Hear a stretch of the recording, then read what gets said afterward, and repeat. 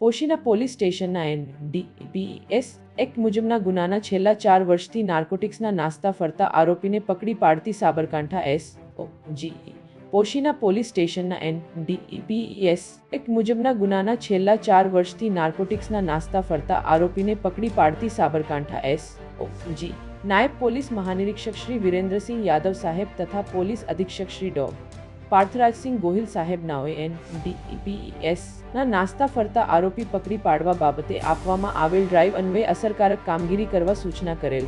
જે સૂચના અન્વયે ઇન્સ AM વાળા SOG સાબરકાંઠા નાઓના માર્ગદર્શન હેઠળ શ્રી KU ચૌધરી તથા શ્રી PM ઝાલા નાઓની રાહબરી હેઠળ SOG સ્ટાફ ATPS ચાર્ટર લગત કામગીરી અન્વયે પોશીના પોલીસ સ્ટેશન વિસ્તારમાં પેટ્રોલિંગમાં હતો. દરમિયાન સાથેના